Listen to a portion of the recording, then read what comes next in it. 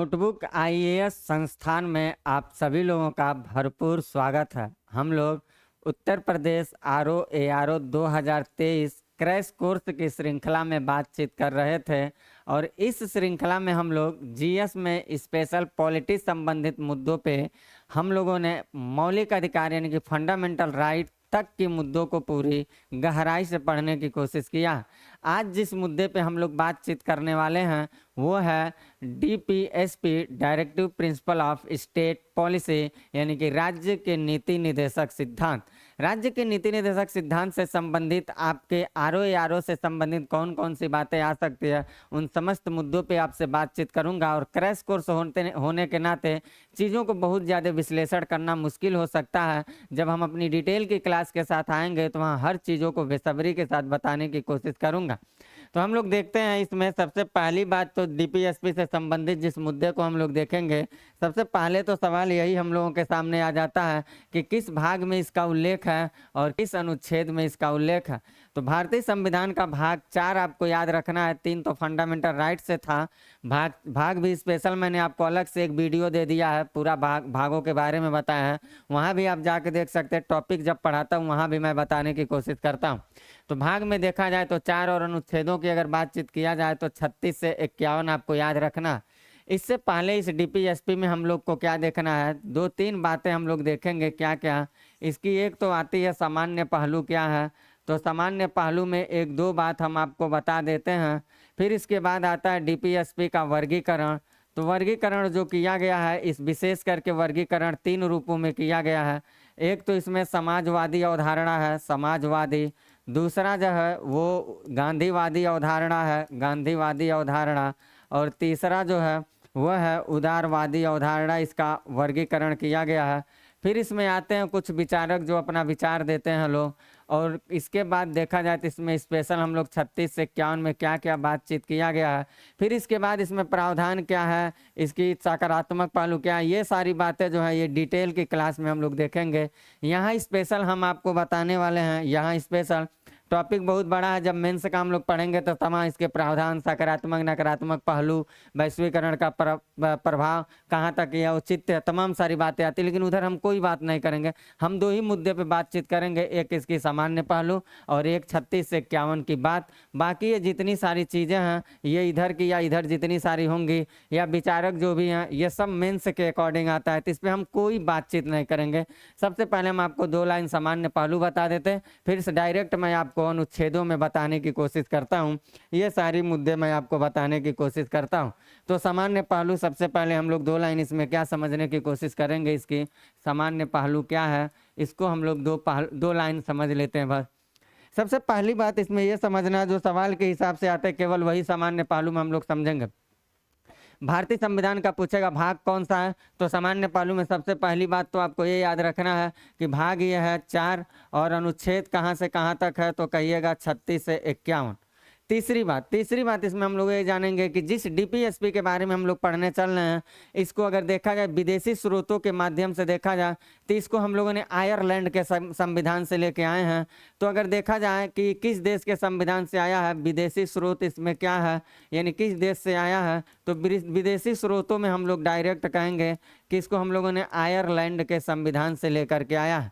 और आयरलैंड के पास भी स्पेशल नहीं था, आयरलैंड स्पेशल स्पेन के संविधान से लिया, स्पेन ने दिया आयरलैंड को और आयरलैंड देता है किसको, तो कहेंगे आयरलैंड देता है भारत को, भारत इससे प्रेरित होता है। तो ये बात तो आपको याद रखना है, ये सवाल पूछे जा सकते हैं और पूछे भी जा चुके हैं कि जो डीपीएसपी है भारत किस देश से प्रेरित हुआ था, तो कहिएगा आयरलैंड के। लेकिन आयरलैंड किस देश से प्रेरित होकर लिया था, तो कहिएगा स्पेन से लिया था। फिर इसके अलावा हम लोग इसमें जितनी सारी बातें पढ़ेंगे वो सारी बातें सरकार को कहा गया है सकारात्मक पहलू के रूप में दिया गया है। सकारात्मक है यानी कि डीपीएसपी जो है सकारात्मक है। क्या सकारात्मक है, कहिएगा डीपीएसपी सकारात्मक। इसका मतलब यह है कि डीपीएसपी में जितनी सारी बातें हम लोग पढ़ेंगे वो सारी बातें सरकार को करने के लिए कहा गया कि सरकार उसके प्रति कुछ न कुछ करे। अभी हमने फंडामेंटल राइट पढ़ाते समय बताया था कि सरकार को जितनी सारी बातें दी गई है सरकार को कहा गया कि सरकार उसके खिलाफ नहीं कर सकती है, नकारात्मक था। लेकिन यहाँ कहा गया है कि जितनी सारी इसमें बातें हम लोग पढ़ेंगे उसके प्रति सरकार कुछ न कुछ करे। इसलिए करे ताकि समाज के लोगों को समाज की मुख्य धारा में आसानी से जोड़ा जा सके। यही कारण है कि डीपीएसपी को हम लोग एक चीज और कहते हैं कि ये लोक कल्याणकारी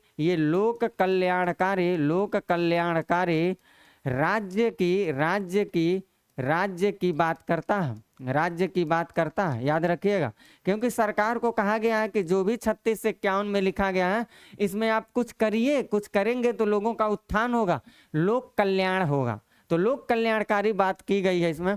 लेकिन लोक कल्याण समाज के हित के लिए सरकार जब कदम उठाएगा तो बहुत सारी चीजें ऐसी होंगी जिसको सरकार नहीं कर पाएगा, बहुत सारी ऐसी चीजें होंगी जिसको सरकार करना तो चाहेगा लेकिन उस हद तक नहीं कर पाएगा जहां तक उसको करना चाहिए। और बहुत सारी चीजें ऐसी होंगी जो सरकार के करने के बावजूद भी समाज में समरसता को स्थापित करने में अक्षम रहेंगी। तो समाज में बहुत अजीबो गरीब के लोग रहते हैं, कोई अमीर है कोई गरीब है।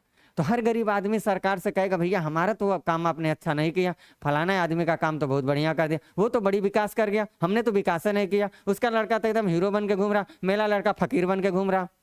सरकार कहेगा हम क्या करें, कहेगा तुम सरकार हो, तुमको सरकार बने, तुम नहीं करोगे तो कौन करेगा। तो इसीलिए कहा गया कि लोग कहीं झगड़ा करके इस पे विवाद करके अदालत में जा जाके सरकार को परेशान न करें। इसीलिए सीधे सीधे कहा दिया गया है कि ये न्याय योग्य नहीं होगा, ये न्याय योग्य, ये भी सवाल पूछा जाता है, नहीं होगा, याद रखिएगा। फंडामेंटल राइट न्याय योग्य होगा। मूल अधिकार के खिलाफ अगर भारत में कोई माईकलाल अगर आंख उठाने की कोशिश किया तो high court supreme court on the spot उस पर एक्शन लेंगे। लेकिन डीपीएसपी के खिलाफ अगर सरकार काम करने की कोशिश कर रही है और उस कोशिश में नाकाम हो गई तो कोई भी व्यक्ति सरकार के खिलाफ कोर्ट में जाकर के क्लेम नहीं कर सकता। सरकार कहेगी भैया जितनी मेरे पास ताकत थी उतना मैंने कर दिया, अब मेरे पास ताकत नहीं है, मैं कोशिश करता हूं कि और करूंगा। इसीलिए सरकार की ये मर्जी पे है, सरकार अपने मर्जी के हिसाब से, सरकार अपने सुविधा के हिसाब से इसको करती है। इसीलिए इस पे एक व्यक्ति आते हैं केटी शाह, एक विचारक आते हैं और केटी शाह कहते हैं कि डीपीएसपी एक ऐसा चेक है जो बैंक के सुविधा के अनुसार अदा किया जाता है। जिस तरह से बैंक के पास चेक होता है तो अपने ग्राहक को देती है, नहीं होगा तो कहेगी तुम कल आना या बाद में देखेंगे, उसी तरह से डीपीएसपी है। जब सरकार के पास सुविधा होगी, सरकार के पास व्यवस्था होगी तो अपने लोगों के लिए कुछ करेगी, सरकार के पास व्यवस्था नहीं होगी तो लोगों से कहेगी भैया कुछ समय दो, हम बाद में तुम्हारे लिए करेंगे। लोग ये नहीं कह सकते हैं कि हम दरवाजा सुप्रीम कोर्ट का खटखटा के सरकार से जबरन छीनेंगे। सरकार कहेगा जितनी मेरे पास ताकत थी उतना मैंने किया, अब मेरे पास ताकत नहीं है, नहीं कर पाएंगे, तुमको जो बिगाड़ना जाओ बिगाड़ लो। बात समझिएगा। यानी कि यहाँ एक बात और हम लोगों को जानना है, क्या जानना है कि इस पे एक विचारक आते हैं केटी शाह आते हैं और ये केटी शाह क्या कहते हैं कि डीपीएसपी एक ऐसा चेक है, ये सवाल इनका पूछा जा चुका है स्पेशल, एक ऐसा चेक है जो बैंक के सुविधा अनुसार अदा किया जाता है। इसको लिख लीजिएगा, बैंक के सुविधा अनुसार अदा किया जाता है, सुविधा अनुसार अदा किया जाता है, ये बात अदा किया जाता है। ये बात आप नोट कर लीजिएगा, ये बात आप नोट कर लीजिएगा क्या कि भाग 4 में इसका उल्लेख है, 36 से 51 में है। इस अनुच्छेदों में विदेशी स्रोत आयरलैंड से लिए हैं, स्पेन से आयरलैंड ने लिया, आयरलैंड से भारत ने लिया। सकारात्मक पहलू है, सरकार को कुछ करने की इजाजत देता है। लोक कल्याणकारी राज्य की बात करता है, सरकार कुछ ऐसा करे ताकि लोक कल्याणकारी राज्य की स्थापना हो सके। न्याय योग्य नहीं है, सरकार करने में अगर अक्षम हो जाती है तो कोई व्यक्ति न्यायालय का दरवाजा खटखटा के इस पर मांग नहीं कर सकता, और मांग करता भी है तो इसको अदालत पूरा नहीं करेगी। और इसके बाद मैंने बताया कि केटी शाह ने इसको कहा कि जिस तरह से बैंक के पास चेक होता है तो अपने सुविधा के अनुसार लोगों को देता है, उसी प्रकार सरकार के पास अगर व्यवस्था होगा तो अपने सुविधा के अनुसार लोगों के जन कल्याणकारी कार्यों में लगाएगा। अगर नहीं होगा तो थोड़ा सा टाइम लेगा, कहेगा अभी हमसे हो नहीं पाएगा। इतनी बात आपको याद रखना है। अब हम सीधे चलते हैं आपको लेकर के कहाँ पे, अब हम सीधे चलते हैं अनुच्छेदों की दुनिया में। और अनुच्छेदों की दुनिया में सबसे पहले अनुच्छेद का बौछार जो होगा वो होगा अनुच्छेद 36 से 36 क्या कहता है भैया, इसको समझ लीजिएगा। 36 में एक शब्द बस आपको याद रखना है, एक वाक्य, वो है राज्य की परिभाषा। फिर कहेंगे आप ई में राज्य की परिभाषा क्या होगा, तो हम यही कहेंगे कि जो अनुच्छेद 12 में पढ़े, जो अनुच्छेद 12 में वर्णित है, 12 पढ़ा बताते समय मैं पूरा डिटेल से बताया, वहाँ जाकर देखिएगा, जो 12 में वर्णित है वही वर्णन अनुच्छेद 36 में राज्य की परिभाषा के रूप में किया गया। मैं क्रैश कोर्स लेके चल रहा, इसलिए हर जगह हर बातों को हम बताने के लिए तैयार नहीं रहेंगे। आप एक जगह से देखते चलेंगे और थोड़ा तेजी से चलेंगे हम लोग। फिर हम लोग देखते हैं अनुच्छेद 37 से संबंधित बातों को। 37 क्या कहता है? 37 ये कहता है, 12 में मैं बताया, जाके देख लीजिएगा अनुच्छेद 12। फिर 37 में हम लोग ये देखेंगे कि डीपीएसपी न्याय योग्य नहीं है, न्याय योग्य नहीं है। ये बात आप लिख लीजिएगा कि डीपीएसपी जो है वो 37 में कहा गया है कि इसको न्यायालय के द्वारा लागू नहीं करवाया जा सकता है। यानी सरकार के खिलाफ कोई व्यक्ति जाके क्लेम, सरकार अभी हम लोग 36 से 51 में जितनी सारी बात पढ़े, सरकार को कहा गया कि लोगों को रोजगार दीजिए, महिला पुरुष समान वेतन देने की कोशिश करिए, लोगों को घर दीजिए, बिजली दीजिए, साधन दीजिए, शिक्षा दीजिए, सुविधा दीजिए, पर्यावरण को संरक्षित रखिए, जीवों के प्रति दया भाव करिए। ऐसी तमाम सारी बातें डीपीएसपी में बहुत बढ़िया बढ़िया बात लिखे गए। मतलब एक लोक कल्याणकारी राज्य वास्तव में लगता स्थापित हो जाएगा, और राष्ट्रीय नहीं अंतर्राष्ट्रीय स्तर की बात यहाँ की गई है डीपीएसपी में। अनुच्छेद 51 पढ़ेंगे हम लोग, देखेंगे। अब सरकार है भैया, सरकार के पास जितनी सुविधा होगा उतना ही तो करेगा। क्यों? क्योंकि डीपीएसपी जो है ये सामाजिक और आर्थिक लोकतंत्र की बात करता। समाज और आर्थिक रूप से हर व्यक्ति को समान नहीं रख सकता, समान रूप से रखने की कोशिश कर सकता है, लोगों को सुविधा उपलब्ध करा सकता है ताकि लोग उन चीज़ों को आसानी से पा सकें। लोगों के सामाजिक व्यवस्था को एकाएक बदल नहीं देगा। ऐसा नहीं है कि सरकार हर गरीब के लड़के को अंबानी के लड़का के जैसे बना देगा। 5 स्टार होटल में जाओ, BMW गाड़ी से घूमो, एक नहीं 4 गर्लफ्रेंड लेके चलो, ऐसा तो सरकार नहीं कर सकता। हाँ, गरीब के लड़के को मौका दे सकता है पढ़ने के लिए, गरीब के लड़कों को रोजगार का अवसर दे सकता है, गरीब के लड़कों को शिक्षा स्वास्थ्य की सुविधा दे सकता है, ताकि तुम मेहनत करके तुम भी समाज की मुख्य धारा से जुड़ के तुम भी अंबानी अडानी और अमीर उद्योगपतियों के लड़कों की तरह तुम भी मस्ती से अपना जीवन सर्वाइव करो। हम रोकने तुमको नहीं जाएंगे। तो ये याद रखिएगा, डीपीएसपी जो है, यहाँ एक बात और अगर आप चाहें तो मेंशन कर सकते हैं, और वो बात ये कर सकते हैं क्या कि ये सामाजिक और ये कर सकते हैं आर्थिक लोकतंत्र की बात करता है, आर्थिक लोकतंत्र की बात करता है। जैसे एफआर में हमने बात किया था आपसे राजनीतिक लोकतंत्र की, ऐसे ये सामाजिक और आर्थिक, ये याद रखिएगा। तो हम लोग 36 को देखें, 37 को देखें, डीपीएसपी न्याय योग्य नहीं है, न्यायालय द्वारा इसको लागू नहीं करवाया जा सकता। अब एक बात बनता है कि सरकार जो बनेगी, सरकार, उस सरकार को क्या क्या करना चाहिए। अगर मान लीजिए कोई अनपढ़ गंवार आदमी सरकार बना लिया, अब वो कह रहा है कि हमें क्या करना चाहिए देश के लिए, तो उससे कुछ मत कहिए, उससे बस यही कहिए कि तुम बेटा जाओ डीपीएसपी को पढ़ लो, और डीपीएसपी पढ़ लोगे तो तुम्हें पता चल जाएगा कि तुमको देश के लिए क्या करना चाहिए। यानी कि 37 में ये बात खुल के लिख दिया गया है कि डीपीएसपी में क्या क्या चीजें हैं, एक सरकार के लिए उत्तरदायी कौन कौन सी चीज है, सरकार क्या क्या ऐसे कदम उठा सकती है जिससे लोकतंत्र की मर्यादा भी बनी रहेगी, राष्ट्र की एकता अखंडता बनी रहेगी, राष्ट्र की शाख और बुनियादी मजबूत होता जाएगा, और जनहित के कार्यों को सुचारू रूप से संपन्न भी किया जा सकता है। ये बातें इस तरह के 37 कहता है कि डीपीएसपी सरकार पढ़ लो, तुमको सब पता चल जाएगा कि गद्दी पे बैठ के तुमको क्या करना चाहिए और क्या नहीं करना चाहिए। यानी कि एक सरकार का अगर जाने हमें क्या करना चाहिए तो कह दीजिए तुम 37 उठा के पढ़ लो। अब हम लोग देखते हैं अनुच्छेद 38 के बारे में। अनुच्छेद 38 क्या कहता है, इसको एक लाइन में हम लोग समझ लेते हैं।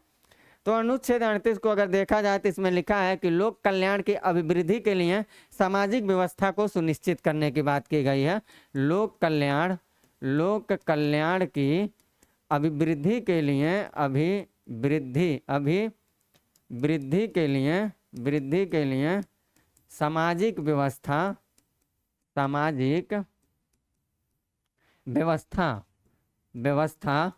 को सुनिश्चित करना, ये बात कही गई है इसमें, सुनिश्चित करना। यानी लोक कल्याणकारी राज्य की स्थापना हो, इसके लिए सामाजिक व्यवस्थाओं को बनाए रखने की यहाँ बातचीत की गई है। और इसी में स्पेशल एक संशोधन करके तमाम सारे उपबंधों को जोड़ के इसको स्पेशल क्लियर किया गया था, और वो संशोधन हुआ था इसमें 44वां संविधान संशोधन हुआ था 1978 में। और इस समय जनता पार्टी की सरकार जो मोरारजी देसाई थे, उन्होंने कहा कि आय, प्रतिष्ठा, सुविधा और अवसर की समानता को क्या करना है, समाप्त करना है। यानी कि आय जो है, आय है, प्रतिष्ठा है, प्रतिष्ठा है, अवसर है, अवसर है, ऐसे ऐसे जो चीज़ है, जो आय की बात है, जो प्रतिष्ठा की बात है, सुविधा की बात है, और अवसर की जो असमानता है उसको क्या करना है, समाप्त कर देना। यानी लोगों का जो आय है, कोई बहुत कमाता है, कोई कम कमाता है। प्रतिष्ठा, मान सम्मान जो है, किसी के मान सम्मान कम है, किसी का समाज में बहुत ज़्यादा रुतबा है, तो आय हुआ, प्रतिष्ठा हुआ। अवसर की बात हुआ, अवसर में अगर देखा जाए तो यहाँ पे सुविधा और अवसर की बात की गई है। अवसर में कोई व्यक्ति कहीं अवसर नहीं पाता, समाज में कहीं किसी चीज़ के लिए नहीं जा पाएगा, उसको उतना चांस नहीं मिल पाता, किसी को बहुत मिल जाता। तो अवसर समान रूप से करिए। बहुत लोगों को बहुत सारे कामों में सुविधा नहीं मिल पाता है, कुछ लोगों को बहुत ज़्यादा सुविधा मिलता। तो सुविधा की, यानी कि मोरारजी देसाई की सरकार ने आय, प्रतिष्ठा, अवसर, सुविधा को कहा जो असमानता है उसको हम दूर जैसे कर देंगे तो लोक कल्याण की अभिवृद्धि के लिए हम समझिए सामाजिक व्यवस्था को बना दिए। ये 44वां संशोधन आपको याद रखना है। फिर हम लोग देखते हैं अनुच्छेद 39 से संबंधित मुद्दे को। तो अनुच्छेद 39 में सीधे सीधे कहा गया, अनुच्छेद 39 इसमें कहा गया है लोक कल्याण की अभिवृद्धि के लिए, इसमें क्या कहा गया है, राज्य द्वारा कुछ अनुसरणीय नीति रखी गई है। राज्य द्वारा अनुसरणीय नीति, राज्य द्वारा अनुसरणीय नीति कौन कौन सी है, तो इसमें बहुत सारे क्लास जोड़े गए हैं, बहुत सारे क्लास जोड़े गए हैं। उन सारे क्लास को हम लोग देख लेते हैं क्या क्या जोड़े गए हैं, उसको हम लोग देख लेते हैं कि इसमें कौन कौन से क्लास जोड़े गए। 39 में बहुत सारी बातें जोड़ी गई। इसमें ये कहा गया है कि हर पुरुष, प्रत्येक पुरुष और प्रत्येक स्त्री के लिए जो भी आय की सुविधा होंगी वो सबको समान रूप से उपलब्ध करवाया जाएगा। यानी प्रत्येक पुरुष और प्रत्येक स्त्री के लिए क्या किया गया, पुरुष और स्त्री को समान रूप से कहा गया है कि जीविका का साधन सभी लोगों को समान रूप से उपलब्ध किया जाएगा। स्त्री और पुरुष के रूप में किसी तरह की मतभेद नहीं होगी। जीवन जीने के लिए हर किसी को सुविधा सरकार देगी। फिर इसी में दूसरी बात ये कही गई है कि सामूहिक हित के लिए जो भौतिक संसाधन होते हैं उन भौतिक संसाधनों का समान रूप से सरकार वितरण करेगी। सार्वजनिक हित के लिए भौतिक संसाधन मतलब जो चीज़ें दिखाई दे रही है, तो किसी के पास ऐसा ना हो बहुत ज़्यादा हो, किसी के पास एकदम ना हो, तो उसको वितरित करके बराबर करने की सरकार कोशिश करेगी। वो भी 39 में लिखा गया। फिर इसमें ये कहा गया कि धन और उत्पादन के जो साधन होंगे वो केंद्रीकरण केवल कुछ वर्ग के लोगों के हाथों तक नहीं होंगे। यानी धन, संपत्ति, संपदा जो होगा समाज के कुछ ही वर्ग के लोग अपने पास नहीं रखेंगे, बल्कि उनका विकेंद्रीकरण किया जाएगा ताकि गरीबों तक भी वो चीज़ें चला जाए। ये भी बात अनुच्छेद 39 में लिखा गया। फिर अनुच्छेद 39 में लिखा गया समान कार्य के लिए समान वेतन। जो सबसे ज़्यादा सवाल पूछता है इसमें क्या पूछता है, वो पूछता है समान कार्य के लिए समान वेतन की बात किया गया। समान कार्य के लिए समान वेतन, तो लिख लीजिएगा समान कार्य के लिए ये पूछता है। बाकी जो अभी 3-4 मैंने बताया वो भी आपको याद रखना है, लेकिन सुन के चाहें तो लिख सकते हैं। बाकी मैं अपनी क्लास के साथ आऊँगा तो वहाँ बताऊँगा। समान कार्य के लिए समान वेतन, वेतन ये रट्टा मारना आपको एग्जाम के साथ। ये भी इसी में कहा गया, चाहे पुरुष हो चाहे महिला हो, अगर दोनों 8 घंटा काम कर रहे हैं, एक ही जैसा काम कर रहे हैं, तो दोनों की सैलरी बराबर होना चाहिए। लिंग के आधार पर मतभेद नहीं होना चाहिए। सरकार इस पर रोक लगाए और सरकार इसके लिए कानून भी बना के सख्ती के साथ प्रयोग करें। फिर इसके अलावा ये कहा गया कि जो कर्मकार होंगे, जो कामकाज करने वाले लोग होंगे, उनके स्वास्थ्य को देखभाल के लिए, और बालक जो होते हैं उनकी सुकुमार स्थिति होती है उनको देखभाल करने के लिए, उसको दुरुपयोग होने से सरकार बचाने की कोशिश करे। ऐसा नहीं कर्मकारों का, बालकों का काम करने के लिए तो इस्तेमाल किया गया, लेकिन काम इतना ज़्यादा करा दो, काम से इतना ज़्यादा उनको शोषित कर दो कि बेचारे वो उनकी स्वास्थ्य गड़बड़ हो जाए, और स्वास्थ्य गड़बड़ हो जाए तो स्वास्थ्य के प्रति आप ध्यान न दें। सरकार को ये भी कहा गया काम काज करा रहे हैं, अगर वो व्यक्ति पीड़ित हो गया, बीमार हो गया, तो आप अस्पताल दीजिए, उसको सुविधा दीजिए, अस्पताल में निःशुल्क अस्पताल रखिए उसके लिए, ताकि वहाँ इलाज करा के फिर वो अपने काम काज पे लग जाए। पता चला काम करता गया, आप 200 रुपये उसको पगार दिए और बीमार पड़ के आपके अस्पताल में जाके 500 का दवा करा लिया, तो 300 तो अपना जमीन बेच के देगा। इसलिए उसको सुविधा दीजिए, स्वास्थ्य का निःशुल्क उसको सुविधा दीजिए ताकि वो दवा कराए, फिर जाके कामकाज करके वो अपनी रोजी रोटी को आगे बढ़ाए, तभी वो समाज की मुख्य धारा में जुड़ेगा, तभी आप लोग कल्याणकारी राज्य की स्थापना को बल पाएंगे, तभी आप भारत को सर्वोत्तम देश के रूप में देख पाएंगे। तो ये बात हमारे सरकार से कहा गया। बच्चों के स्वास्थ्य को, बच्चों के शोषण को, उनकी शिक्षा को, तमाम सारी बातें 39 में तमाम सारी बड़ी बातें की गई हैं। फिर अब हम लोग देखते हैं अनुच्छेद इसी में 39 को इसको ला दिया था इंदिरा गांधी सरकार ने। इस 39 में संशोधन करके इंदिरा गांधी सरकार ने एक नया अनुच्छेद, नया क्लास जोड़ा था और वो था 39 को। और इस 39 को में क्या बात कहा गया, इसमें ये कहा गया है कि सामान्य न्याय और गरीबों के लिए निःशुल्क विधिक सहायता। इसमें क्या क्या कहा गया, एक तो बात कहा गया सामान्य न्याय और दूसरी बात ये कही गई है गरीबों के लिए निःशुल्क विधिक सहायता। निःशुल्क, विधिक मतलब होता है कानूनी, विधिक सहायता की बात की गई है। और ये उपबंध कब जोड़ा गया तो ये भी पूछता है, ये 42वां संविधान संशोधन में जोड़ा गया था। ये कब हुआ था, 1976 में। कौन सरकार करवाई थी तो याद रखिएगा, इंदिरा गांधी करवाई थी। ठीक, ये बात आपको याद रखना 39 क की अवधारणा को। तो 39 को हमें सीधे सीधे लिख दिया गया है कि सामान्य न्याय होना चाहिए, न्याय सभी के लिए सामान्य हो, और जो गरीब वर्ग के लोग हैं उनको निःशुल्क रूप से कानूनी सहायता देने का सरकार कोशिश कर। ये सब काम कहा गया सरकार को कि सरकार कोशिश करे ताकि उनका उत्थान हो। कहीं सरकार के ऊपर दबाव नहीं दिया गया, साफ साफ सुनिएगा। सरकार को केवल कहा गया कि सरकार कोशिश करे। तो सरकार को कहा गया कोशिश करें कि सामान्य रूप से सभी के साथ न्याय करें। जो गरीब वर्ग के लोग हैं उनको निःशुल्क में कानूनी सहायता दें, क्योंकि गरीब वर्ग के जो लोग होते हैं वो 2 वक्त की रोटी खाने के लिए पैसे कमाएगा बेचारा। और किसी से अगर मान लीजिए पंगा ले लिया, एक बार कोर्ट का दरवाजा अगर खटखटाया तो एक बार कोर्ट में जाने के लिए सालों की कमाई उसकी कोर्ट में चली जाएगी। वो वकील को फीस भरते भरते थक जाएगा। वो जिंदगी अपने केस कचहरी से जूझेगा कि अपने बीवी बच्चों को रोटी खिलाएगा। इसलिए हमारी सरकार ने ये सोचा अपने 42वें संशोधन के माध्यम से कि सरकार का दायित्व तो बनता है समाज में जब डाइवर्सिटी है तो उससे बचने के लिए लोगों को समान रूप से न्याय दे। और इसके अलावा ये भी कहा कि जो गरीब दबे तबके लोग हैं उनको निःशुल्क रूप से कानूनी सहायता दे। इसलिए हमारी सरकार क्या करती है, जो गरीब दुखियारे होते हैं उनको निःशुल्क में फ्री रूप से वकील रखती है और वो वकील उनकी केस की सुनवाई करते हैं। ये अलग बात है कि बहुत सारे वकील ससुरे बहुत ही गड़बड़ होते हैं। वो जो प्राइवेट रूप से कामकाज करते हैं वो देखेंगे तो वो केस जीतने के लिए पैसा लेते हैं सब, और जो सरकारी रूप से गरीबों के प्रति सरकार भेजती है वकालत, ये केस हारने के लिए पैसा लेते हैं सब और लेकर के गरीबों को पीड़ित कर देते हैं। तो भ्रष्टाचार जब तक समाप्त नहीं होगा ये सभी लंबी लंबी बातें पढ़ा ही रह जाएगा, समाज में कहीं लागू उतारू होते हुए दिखाई नहीं देगा। फिर इसके बाद हम लोग 39 के बाद देखते हैं अनुच्छेद 40 से संबंधित मुद्दों पे। तो अनुच्छेद 40 क्या कहता है भैया, तो इसमें सिर्फ हम लोगों को ये जानना है ग्राम पंचायतों के संगठन के बारे में, गठन के बारे में बातचीत करता है। और ग्राम पंचायतों के गठन से संबंधित अनुच्छेद 40, इसी को हम लोग ग्राम पंचायतों का संगठन, इसको और विस्तार देने के लिए हमारी सरकार ने सोचा कि यहाँ पे है तो खैर कोई बात नहीं, सरकार को करने की बात किया गया। लेकिन सरकार भी कुछ होते हैं बहुत ही गड़बड़ सरबड़, वो सब समझ जाएंगे हम सरकार बन गए तो हम ही दादा बन गए। वो कहेंगे ठीक है ये करने की बात कही गई है, हमारे पास व्यवस्था होगा करेंगे, नहीं होगा तो कहाँ से करेंगे। और सुप्रीम कोर्ट भी कुछ ना कर पाएगा, कहेगा भाई बात बराबर है।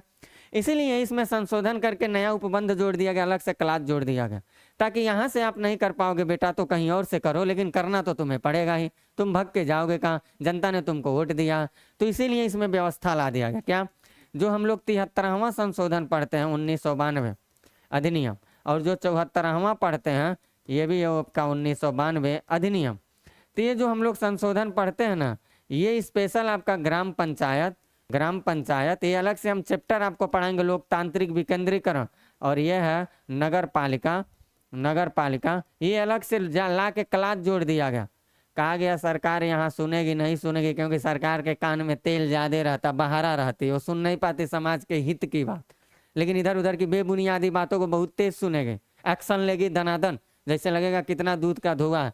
इसीलिए यहाँ पे नया प्रावधान लागे और यहाँ से सरकार को यहाँ से कामकाज करने के लिए अलग से क्लास जोड़ के अलग से नियम लागे। तो इस संशोधन को मैं स्पेशल आपको पढ़ाऊंगा, लोकतांत्रिक विकेंद्रीकरण एक चैप्टर है। तो 40 के बाद हम लोग देख लेते हैं दनादन अनुच्छेद 41 के बारे में क्या है। अनुच्छेद 41, तो अनुच्छेद 41 को अगर देखा जाए, अनुच्छेद 41 को तो यहाँ लिख लीजिएगा, अनुच्छेद 41 में क्या बातें कही गई हैं इसको भी देख लेते हैं हम लोग।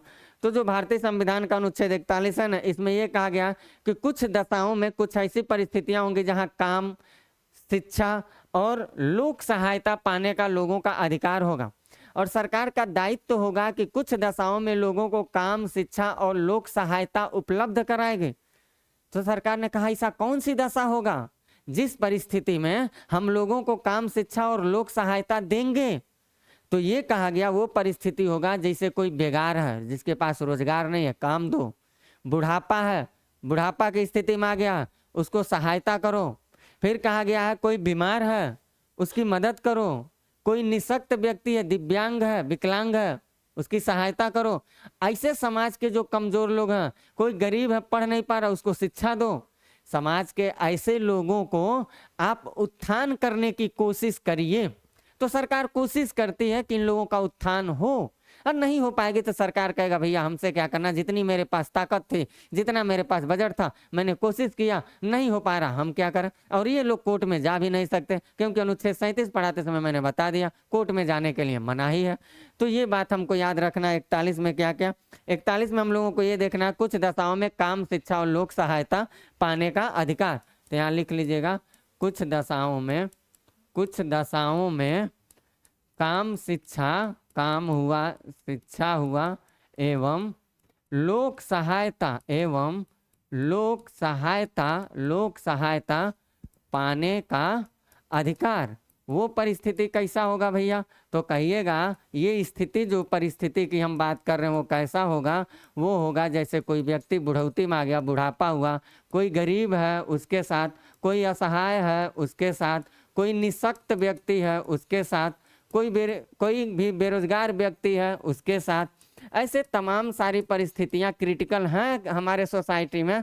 इन क्रिटिकल सिचुएशन को जूझने के लिए सरकार को कहा गया है कि ऐसे ऐसे लोगों को आप उत्थान करने की कोशिश करिए। सरकार कोशिश करेगी। गरीब जो लोग हैं, बुढ़ापा में जो लोग हैं, इन लोगों को काम काज देने की सरकार मनरेगा लाती है, काम के बदले काम लाती है, तमाम सारी योजनाएं लॉन्च करते। अभी सरकार ने विश्वकर्मा योजना ला के जो विश्वकर्मा समुदाय के आने वाले जितनी सारी जातियां, उन लोगों के कुटीर उद्योगों को बढ़ावा देने के लिए अभी सरकार ने योजना लॉन्च की। तो तमाम सारी सरकार ने ऐसी योजना लॉन्च कर दी है ताकि इन लोगों की मदद हो सके, ये लोग समाज के मुख्य धारा से जुड़ सके। फिर हम लोग देखते हैं अनुच्छेद 42 में क्या कहा गया है बात है। अनुच्छेद 41 के बाद 42 में, इसमें कहा गया काम की न्याय संगत की बात की गई और मानवोचित दशाओं में प्रस्तुति सहायता की बात की गई है।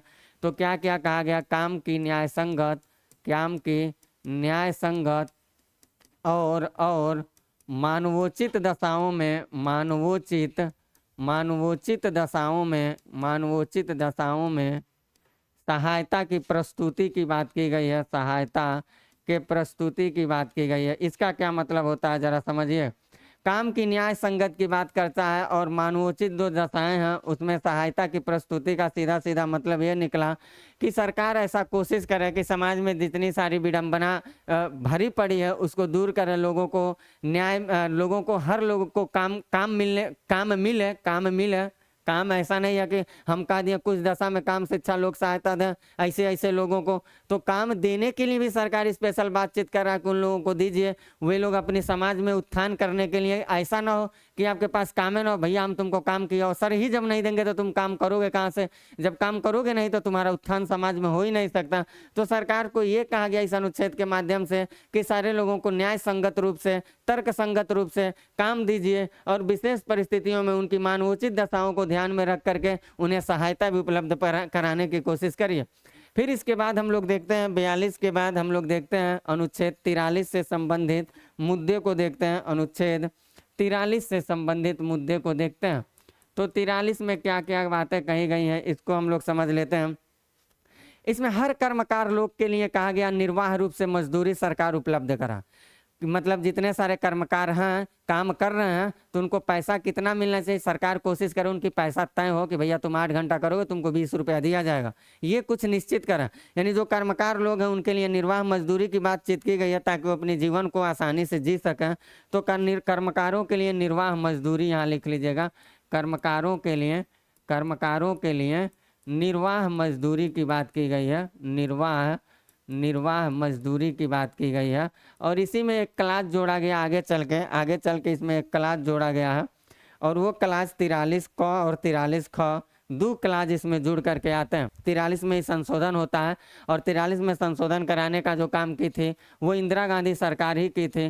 तो उन्होंने क्या किया, अनुच्छेद 43 में 43 को जोड़ दिया। ये 42वां संविधान संशोधन से जोड़ा गया था 1976 में, और उस समय देश की प्रधानमंत्री इंदिरा गांधी थी। और इंदिरा गांधी ने कहा कि कर्मकारों के लिए जो निर्वाह मजदूरी की बातचीत किया गया उसमें हमारे कर्मकार भाइयों के लिए कुटीर उद्योगों को बढ़ावा दीजिए भाई। कुटीर उद्योगों को बढ़ावा देने की कोशिश किया था इंदिरा गांधी सरकार ने। कुटीर उद्योग रहेगा, घर पे लोग बैठे रहेंगे, बीवी बच्चे के बीच में मस्ती भी करेंगे, अपने परिवार के साथ रहेंगे और साथ ही साथ काम काज करके अपने दिनचर्या को आगे बढ़ाते हुए चले जाएंगे। तो सरकार कोशिश किया था। फिर इसी अनुच्छेद में 43 ख को लेकर के सरकार ने आया था, और ये 43 ख की जो अवधारणा है ये 97वां संविधान संशोधन 2011 में आया था। इसको राज्य सहकारी समितियों के स्वैच्छिक गठन, स्वायत्त संचालन, लोकतांत्रिक निमंत्रण तथा व्यवसायिक प्रबंधन को बढ़ावा देना, तमाम सारी ऐसी गतिविधियों के लिए सरकार को कहा गया कि आप ऐसा कदम उठाइए ताकि समाज के लोग समाज की मुख्य धारा में आसानी से जुड़ सकें।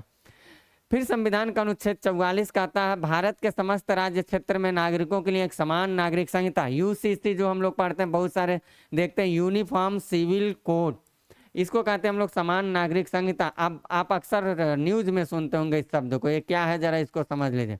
समाज नागरिक संहिता, हम जानते हैं कि जो हमारा भारत देश है, जो यूसीसी है, इसको मैं बताता हूँ 2 लाइन आपको। जो हमारा भारत देश है, सपोज करिए भारत है, इस भारत में क्या है, भारत में अगर देखा जाए जनसंख्या को तो कहीं हिंदू लोग भाई बैठे हैं, हिंदू, कहीं मुस्लिम भाई बैठे हैं, कहीं सिख भाई बैठे हैं और कहीं ईसाई भाई बैठे हैं। ये इतनी डाइवर्सिटी है। ये कहेंगे हमारा धर्म ग्रंथ है, ये कहेंगे हमारा धर्म, वेद पुराण जो कोई भी लेके आएंगे, ये अपना धर्म ग्रंथ लेकर के आएंगे, कुरान वगैरह जो कुछ भी लेके आएंगे, ये गुरु ग्रंथ साहिब लेकर के आ जाएंगे, अपना धर्म ग्रंथ पे बात करेंगे। ये जो है ये बाइबल लेके आएंगे, ये अपने धर्म ग्रंथ पे बात करेंगे। अब सब लोग ये कहते हैं कि हमारे धर्म ग्रंथ में इस तरह से जीवन जीने के लिए विवाह, तलाक, उत्तराधिकार, जीना मरना कैसे कैसे, सब ये अपनी बातचीत करेंगे। ये कहेंगे कि हमारा है अलग से कुछ, ये कहेंगे मेरा अलग से है, ये कहेंगे मेरा अलग से। हिंदू कोड विधेयक, हिंदू विधेयक लेकर के आ गए, मुस्लिम सिख ईसाई सब अलग अलग कानून और अपने अपने कानून के हिसाब से क्या करते हैं, संचालित करते हैं। तो यहाँ हम लोग संविधान ये कहा कि भैया तुम हिंदू हो कि मुसलमान हो, सिख हो कि ईसाई हो, भाड़ में जाए, हमसे क्या करना। हम ये जानते हैं कि तुम एक भारतीय हो। संविधान और कानून ये कह रहा तुम एक भारतीय हो, और भारतीय होने के नाते तुमको संविधान के हिसाब से रहना पड़ेगा, ना कि तुम्हारे धर्म के किताब के हिसाब से। और तुम अपने धर्म के किताब के हिसाब से अगर रह रहे हो तो तुम ऐसी कामकाज ना करो जिसके वजह से तुम्हारा धर्म किसी को दुष्प्रभावित करे, तुम्हारा धर्म किसी को घाटे में ना डाला, तुम्हारा धर्म किसी की स्वतंत्रता को ना छीना। जैसे हमारे इस्लाम धर्म के रहने वाले जो भाई लोग हैं वो क्या करेंगे, एक महिला से शादी करेंगे, फिर क्या करेंगे, दूसरी से करेंगे, तलाक दे देंगे, 3 बार बोलेंगे तलाक तलाक तलाक, खत्म खेला। फिर बता कर गए सऊदी कमाने, वहाँ किसी से हो गया प्यार, अब होने में 3 बार बोल दिया तलाक, ये कटा उधर लागू। फिर वहाँ सऊदी से गए दुबई कमाने, वहाँ किसी से हो गई मोहब्बत, 3 बार बोले तलाक, सऊदी वाली कैंसिल, नया वाली आ गई। इससे क्या हो रहा है, इससे महिलाओं का शोषण हो रहा है। महिलाओं को तो फिर वही जो उत्तर वैदिक काल में जो मैंने बताया था, द्वित शब्द यानी कि जुआ और मदिरा की तरह इस्तेमाल किया जाता था, उस तरह महिला को इस्तेमाल कर रहे हैं जुआ मदिरा की तरह। अगर महिलाएं समाज में इतना ही अपमानित हैं तो फिर उन महिलाओं के अभाव में आप खुद कल्पना करिए कि आप अपने समाज को कैसे आगे बढ़ा सकते हैं। समाज को आगे बढ़ाने में सबसे ज़्यादा योगदान एक माँ की होती है, और माँ जो होती है एक महिला ही होती है। इसलिए सबका कदर करिए, सबका सम्मान करिए। तो समान नागरिक संहिता में सीधे सीधे ये कहा गया है कि भारत जो देश है वो न किसी धर्म से चलेगा, न किसी मजहब से चलेगा, न किसी बाइबल से चलेगा, न किसी गीता, न किसी कुरान से चलेगा। धर्म चलेगा तो केवल और केवल राष्ट्र चलेगा तो केवल और केवल संविधान से चलेगा। ये बात मानना होगा। आप किसी धर्म को मानिए, नाचिए गाइए, प्रचार करिए, हंसिए खेलिए कूदिए, हम कोई शिकायत हमको नहीं है। लेकिन धर्म की बात को मान करके आप धर्म मानने वालों को अगर किसी तरह के कटाक्ष देंगे तो ये बात बर्दाश्त से बाहर है। तो ये समान नागरिक संहिता की बात कर रहा। 45 को अगर दे दें, हिंदू विवाह के लिए सबका अलग अलग कानून है, तलाक के लिए अलग अलग कानून है, सबके लिए अलग अलग कानून है। काहे ऐसा भैया, संविधान एक कानून बनाएगा, सब धर्म उसी से रेगुलेट होगा। जो धर्म को ऐंठने की बहुत ताकत है उसको पकड़ के जेल में डाल दीजिए, सारा ऐंठन दूर हो जाएगा। धर्म से थोड़ी ना चलेगा देश तो चलेगा संविधान से। भैया संविधान को मान लीजिए, धर्म को भी मानिए, लेकिन वो आंतरिक मामलों में मानिए। फिर हम लोग देख लेते 45 इसमें कहा गया राज्य प्रारंभिक बाल्यावस्था में देखभाल करेगा। ये वही अनुच्छेद है जो अनुच्छेद 21 को में मैंने एफआर में बताया था। राज्य 6 वर्ष की आयु तक के बच्चों को शिक्षा उपलब्ध कराए। ये बात 86वां संविधान संशोधन 2002 में एफआर में ला करके यहाँ देखा गया, इसकी प्रावधान को जो मैंने एफआर में बताया। 46 को अगर देखा जाए तो इसमें एससी एसटी और समाज के कमजोर वर्ग, कमजोर वही गरीब दुखियारे जो लोग हैं, उनके शैक्षणिक और आर्थिक हित को प्रोत्साहन देने के लिए कहा गया है और उनकी सामाजिक अन्याय की जो शोषण हो रही है उसके लिए सरकार का इस पे विचार कर इस पे कदम उठाए। ये सारी बातें अनुच्छेद 46 में की गई हैं। फिर अनुच्छेद 47 को देखा जाए, कहा गया पोषाहार स्तर और जीवन स्तर को ऊंचा करना, साथ ही साथ लोक व्यवस्था में सुधार लाना। 47 में कहा गया। अब पोषाहार स्तर को ऊंचा करने के लिए कहा, एक सरकार को कहा गया कि आप ऐसा कोशिश करिए कि लोगों की पोषाहार स्तर और जीवन स्तर ऊंचा हो। सरकार कहेगा ठीक है, घी मलाई खिलाओ, दूध खिलाओ, पिज्जा बर्गर खिलाओ, खूब खिलाया, कहा ठीक है पोषाहार स्तर। लोग कहेंगे पोषाहार स्तर तो भैया बहुत बढ़िया उठा है, लेकिन जीवन स्तर नहीं उठ रहा यार, इसको भी थोड़ा कोशिश करो। सरकार कहेगा क्या करूं, कहेंगे सब ऐसा है आप हमें सोने का कार दे दीजिए। सरकार कहेगा ठीक है ले लो भाई। कहेगा ऐसा अब हमें सोने का प्लेन दे दीजिए, उसमें घूमे। कहेगा ठीक है इसको भी ले। जब सब मांगते मांगते रहेगा तो कहेगा ऐसा हमें भगवान से मुलाकात करा दे। यानी कि लोगों की जो इच्छाएं होती है ना वो बढ़ती जाती हैं।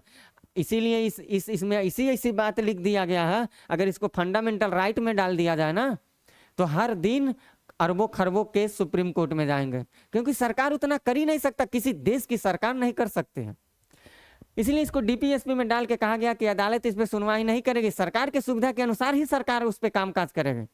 सरकार के पास जितनी पावर होगी, जितनी ताकत होगी, जितनी सुविधा होगी, उसके हिसाब से कामकाज करेगी। लोगों के पोषाहार स्तर, जीवन स्तर को ऊंचा करने की कोशिश करेगी, उनकी लोक व्यवस्था में सुधार करेगी और साथ ही साथ स्वास्थ्य के लिए नुकसानदायक और जो नशीली दवाएं होती हैं उस पर रोक लगाती है, ताकि इस बहुत आडम्बरवादी लोग होते हैं, बहुत ही बावला टाइप लोग होते हैं, आगे एक दिन पा जाएंगे तो चाप के इतना ज़्यादा पी खा लेंगे, शराब मदिरा इत्यादि चीज़ें, कल की सोचेंगे नहीं कि भोजन कहाँ से आएगा, लेकिन आज दबा के मार लो, 1 बोतल नहीं 10 बोतल मार लो। इसलिए सरकार करती है कोशिश कि ऐसी नशीली औषधियों पे रोक लगाने की कोशिश करती है और लोगों के जीवन स्तर को ऊंचा करने की कोशिश करती है, क्योंकि नशीली दवाएं स्वास्थ्य के लिए हानिकारक ही होती है। अगर आप नशीली दवाओं को बहुत ज़्यादा सेवन करेंगे तो सरकार का दिया हुआ घी मलाई आपके शरीर में लगने वाला किसी कीमत पे नहीं है।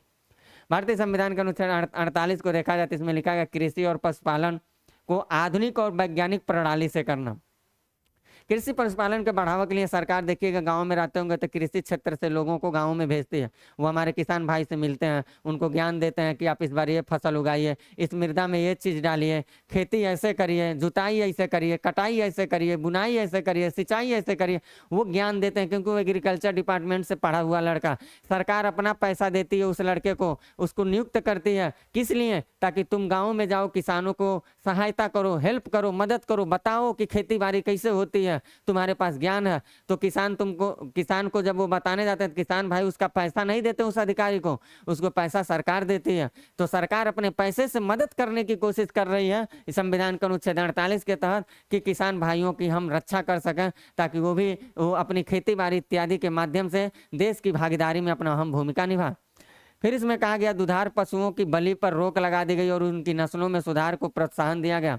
जो बलि की बात चाहिए, अगर कोई दुधार पशु है उसको आप बलि नहीं दे सकते हैं। कोशिश की जाती है, सरकार कोशिश करती है कि ऐसे लोगों को रोकें, उनको जागरूक करें, उनको बताएं कि भैया तुम बलि दे करके उनका मांस जितना खाओगे, जितना फायदा करेगा उससे ज़्यादा उसका दूध में होगा, कार्बोहाइड्रेट, विटामिन, प्रोटीन और आपका वसा, हर चीज़ उसमें मिलेगा, यानी मांस से ज़्यादा तुमको दूध स्वादिष्ट लगेगा। ये सब बातों से उनको जागरूक करने की सरकार कोशिश करती है। फिर 48 में संशोधन करके 48 को लाया गया और इसमें कहा गया पर्यावरण का संरक्षण तथा संवर्धन और वन तथा वन्य जीवों की रक्षा की बात की गई।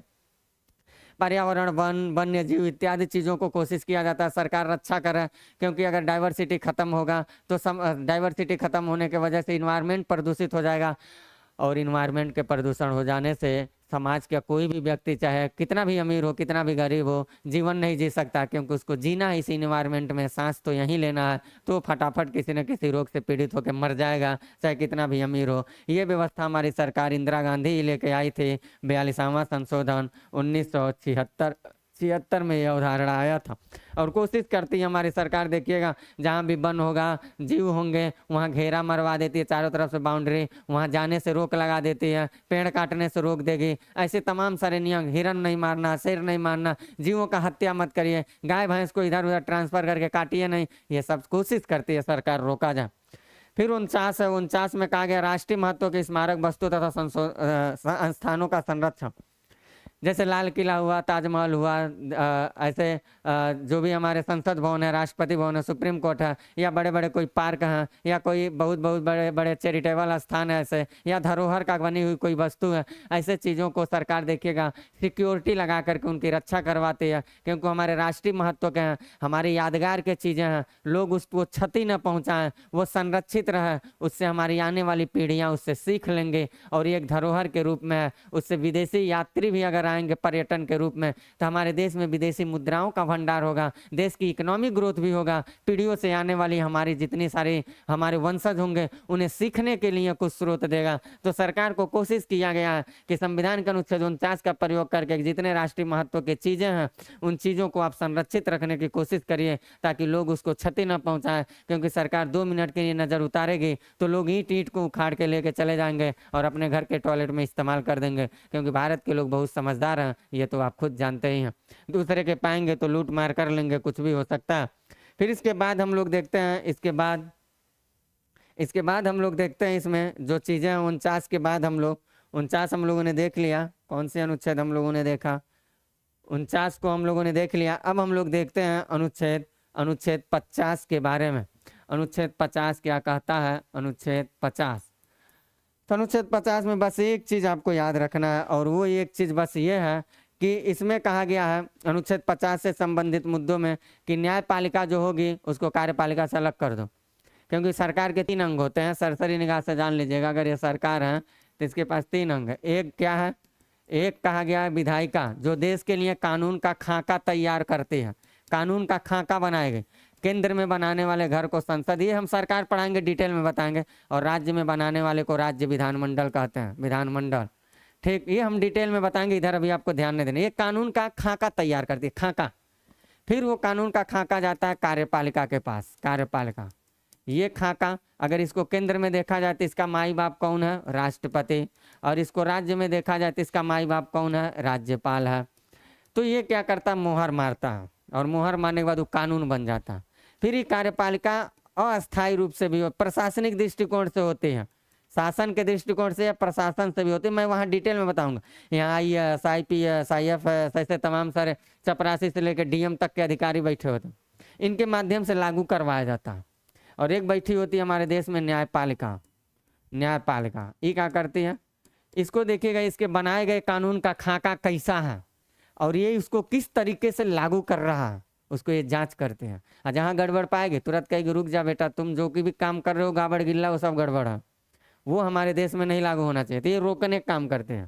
तो इसमें सबसे ये जो कार्यपालिका है जो लागू करने के काम करे, जो न्यायपालिका इंसाफ दे रही है, इन दोनों को कहा गया अनुच्छेद 50 में अलग अलग कर दिया गया, क्योंकि मिली भगत का काम जब करेंगे तो मसला गड़बड़ सड़बड़ हो जाएगा। इसीलिए न्यायपालिका को क्या किया गया? कार्यपालिका से अलग, ताकि तुम निष्पक्ष तरीके से भैया जांच करो, और गड़बड़ है तो उनको समझाओ कि बेटा तुम्हारी कार्य करने कतनी बड़ी गड़बड़ है, और रोक दो।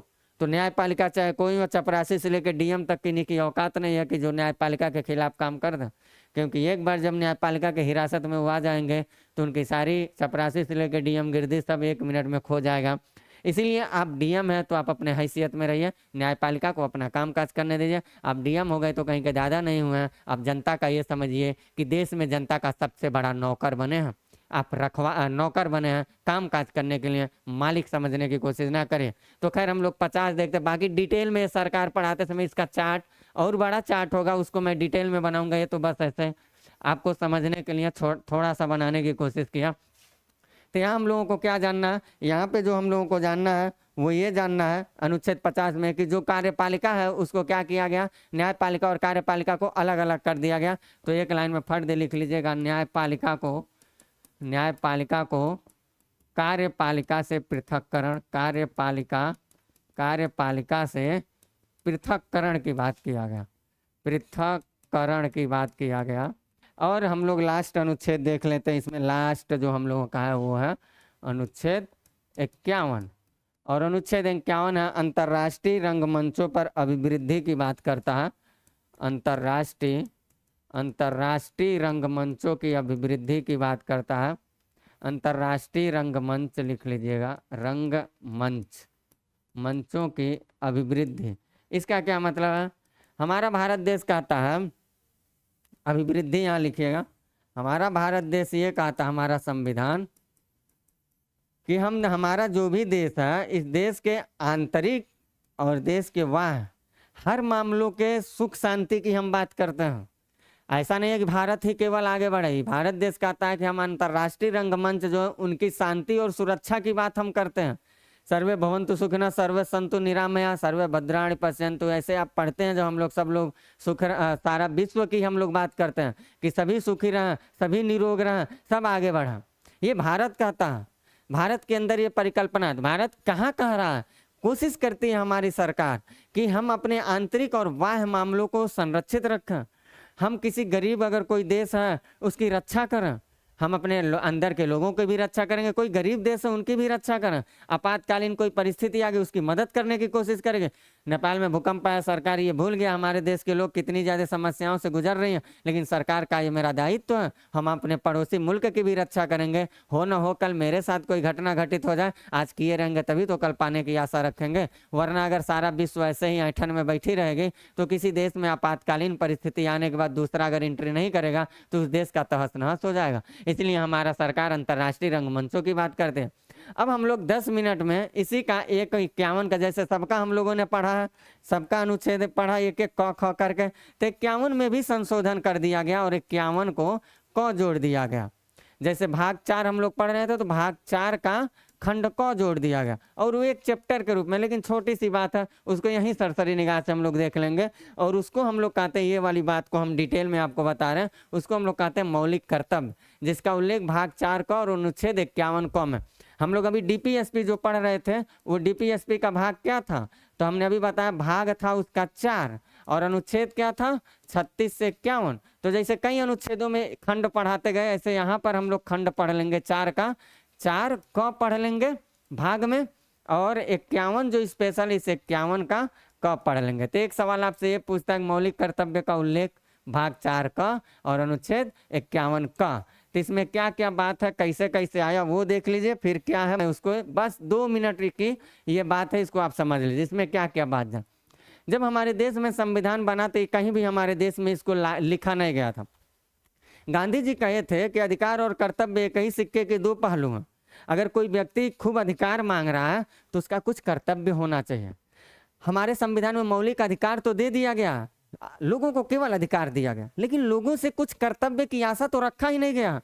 उनसे भी कुछ आशा रखी अपने देश के प्रति, तो कहा गया ठीक है, यानी अधिकार और कर्तव्य जैसे एक ही सिक्के के 2 पहलू होते हैं। जैसे अगर माता पिता का अधिकार है कि वो अपने बच्चों को जन्म देंगे, तो वहीं पे माता पिता का कर्तव्य भी होता है कि उस बच्चे की संरक्षण करेंगे, खिलाएंगे पिलाएंगे, स्वस्थ रखेंगे, शिक्षा स्वास्थ्य की सुविधाएं देंगे। ऐसा नहीं शादी कर लिए और 1 दर्जन लड़का पैदा कर दे। खिलाने की बात आई भैया तुम जाओ काम करो, पढ़ाने की बात आई हम कहाँ से पढ़ाएं। अरे तो जब औकात नहीं था पढ़ाने खिलाने का, पैदा काहे को किया, एक ही कर लेता, जरूरी थोड़ी था 1 दर्जन पैदा करने का। इसलिए हर चीज़ों का अधिकार, जैसे मान लीजिए मेरा अधिकार है, मेरा कर्तव्य है कि मैं अपने माता पिता का आदर करूं, मैं अपने माता पिता का पैर छूं या पैर दबाऊं या उनका सेवा करूं, ये मेरा कर्तव्य है। तो मेरा कर्तव्य ही मेरे माता पिता का ऑन द स्पॉट अधिकार बन जाता। अधिकार के बिना कर्तव्य और कर्तव्य के बिना अधिकार दोनों अधूरा है।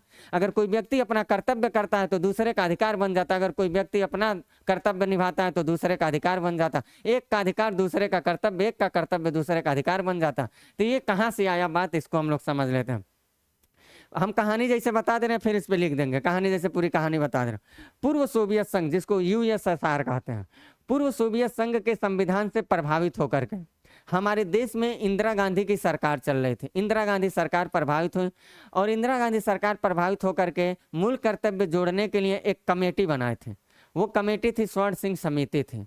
उस स्वर्ण सिंह समिति ने अपना रिपोर्ट पेश किया। उस स्वर्ण सिंह समिति की रिपोर्ट को के अनुशंसा को ध्यान में रखकर पूर्व सोवियत संघ के संविधान से प्रभावित होकर देश की तत्कालीन जो प्रधानमंत्री इंदिरा गांधी सरकार थी, उन्होंने अपने 42वां संविधान संशोधन जो करवाया था, उस 42वें संविधान संशोधन के माध्यम से हमारे भारतीय संविधान के भाग 4 में 4 क और अनुच्छेद 51 में 51 क जोड़ करके उन्होंने 10 मूल कर्तव्यों को जोड़ा था और 10 मूल कर्तव्य जोड़ दिए गए थे। आगे चल करके हमारे देश को एक और मूल कर्तव्य की जरूरत पड़ी तो उसको हमारा देश ने जोड़ दिया 86वें संविधान संशोधन 2002 के माध्यम से। तो आज देखा जाए तो वर्तमान परिस्थिति में हमारे देश में कुल 11 मूल कर्तव्य हैं। यानी कि सरसरी निगाह से आप जितने सारे सवाल बनते हैं हमारे एक लफ्ज की बात से समझ सकते हैं कि पूर्व सोवियत संविधान से प्रभावित होकर के इंदिरा गांधी सरकार ने स्वर्ण सिंह समिति की अनुशंसा को ध्यान में रखते हुए अपने 42वें संविधान संशोधन के माध्यम से भारतीय संविधान के भाग 4 में 4 क और 51 में 51 क को जोड़ करके देश के लिए 10 मूल कर्तव्यों का उन्होंने प्रावधान किया था। और आगे चल करके 86वें संविधान संशोधन के माध्यम 2002 में हम लोगों ने एक और मूल कर्तव्य को जोड़ा। वर्तमान परिस्थिति में देखा जाए तो हमारे भारत देश में टोटल 11 मूल कर्तव्य हैं। इसके अलावा कोई सवाल है आपसे नहीं पूछेगा, यकीन ना हो तो आप प्रीवियस ईयर पेपर उठा के देख लीजिए जितनी बात मैंने बोला। इसके अलावा जो सवाल पूछेगा वो 11 मूल कर्तव्य कौन कौन है वो पूछेगा, तो वो मैं अभी चार्ट आपको दे रहा हूँ। तो यहाँ क्या क्या आपको याद रखना, प्रेरित कहाँ से हुआ है भैया, प्रेरित तो हम लोग कहाँ से हुए हैं, यूएसएसआर, पूर्व सोवियत संघ। ठीक, अब सारी बात याद रखेगा। भाग कौन सा है तो मैंने ऊपर ही लिख दिया भैया 4 का। ठीक, फिर अनुच्छेद कौन सा है तो मैंने ऊपर ही लिख दिया है आपको अनुच्छेद 51 का। फिर उसके 51 का लिखिएगा, 51 का। फिर उस समय तात्कालिक सरकार कौन थी जो ये एक्शन ली, तात्कालिक सरकार कौन थी जिन्होंने एक्शन लिया था, तो आप कहिएगा भैया वो थी इंदिरा गांधी। ठीक, इंदिरा गांधी। फिर आपसे पूछेगा समिति कौन सी बनी जिसकी अनुशंसा पे काम चला, तो बड़े प्यार से कहिएगा स्वर्ण सिंह समिति, स्वर्ण सिंह समिति कहिएगा। फिर आपसे ये पूछेगा कौन सा संविधान संशोधन हुआ था, संशोधन कौन सा था जिसके माध्यम से लाया गया, तो बड़े प्यार से कहिएगा 42वां संविधान संशोधन था 1976 में। फिर आपसे प्यार से वो पूछ सकता है कि कितने जोड़े गए थे, कितने मूल कर्तव्य थे, प्रारंभ में कितने मूल कर्तव्य थे, ये पूछ सकता है। अगला पेज लेता मैं, प्रारंभ में पूछ सकता, प्रारंभ में कितने मूल कर्तव्य थे ये पूछ सकता है, कितने मूल कर्तव्य थे, तो आप बड़े प्यार से कहिएगा भैया टोटल 10 थे। फिर वर्तमान में कहेगा कितने हैं, तो कहिएगा वर्तमान में कुल 11 हैं। कहेगा एक कहाँ से आ गया, तो कहिएगा 86वां संविधान संशोधन हुआ था, ये हुआ था 2002 में।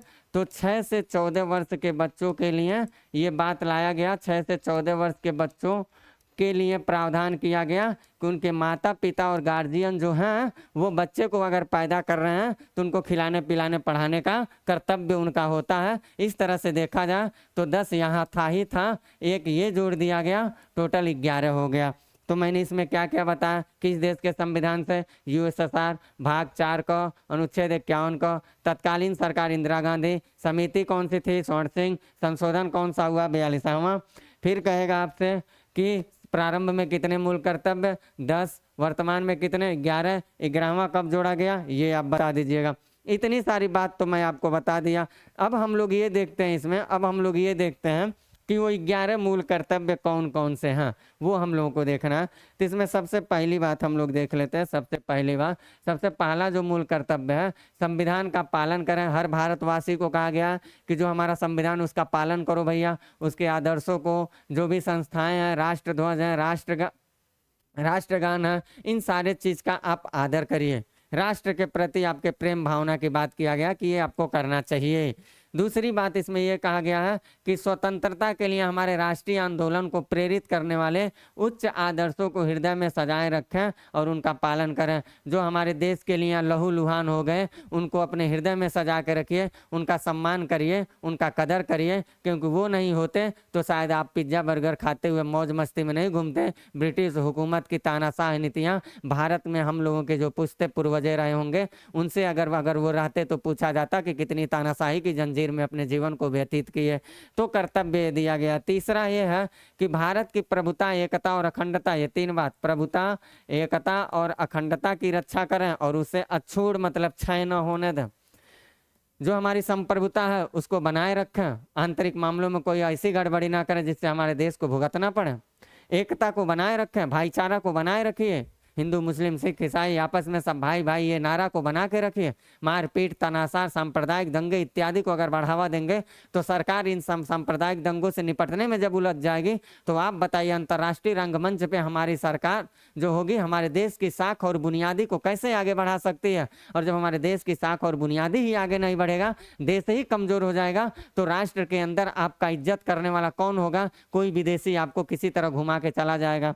अगर अखंडता को बना के रखिए, हमारा भारत एक है, एक ही रहेगा, इसमें जाति धर्म मजहब के नाम पे अलग अलग राज्य अलग अलग स्टेट अलग अलग देश की मांगों को ना करें, क्योंकि देश का जब विभाजन होगा तो उससे देश ही कमजोर होगा और मुल्क का कमजोर होना हर किसी के लिए घातक होगा। अगर एक कंबाइन फैमिली चल रही है परिवार, उसमें 4 लड़के अगर हैं, 4 भाई, चारों कंबाइन परिवार को लेकर के मस्ती से जीते हैं बेचारे, लेकिन चारों की जो आ जाती है नई वाली जो अलग से आ जाती है, उसकी बीवी आ जाएगी पत्नी, और वो अगर नालायक किस्म की लड़की होगी, चारों को बंटवारा अगर करवा देगी तो चारों कमजोर हो जाएंगे।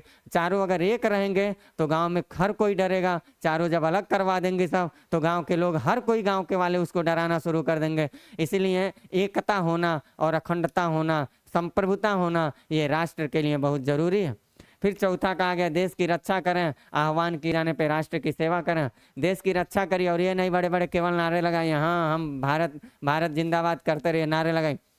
ये भी कहा गया है कि अगर देश मुसीबत में पड़ गया है तो सब कुछ छोड़ छाड़ के ये मत सोचिए कि हम सेना के जवान हैं नहीं हैं, जो भी लाठी डंडा मिले बॉर्डर सरहद जहाँ भी मिले मौका वहाँ तैनात हो जाइए देश की एकता और अखंडता को अछूड़ करने के लिए। तो राष्ट्र के आह्वान अगर कर रहा, मान लीजिए किसी देश से युद्ध हो गया, हमारे देश को जरूरत है कि किसी और व्यक्ति को भी हमें चाहिए जो सेना में भर्ती नहीं है, वहाँ ये मत सोचिए कि जिसको तनख्वाह दिए वो जाएगा हम कहाँ जाएं, हमें तो सरकार नौकरी, ये मत सोचिए।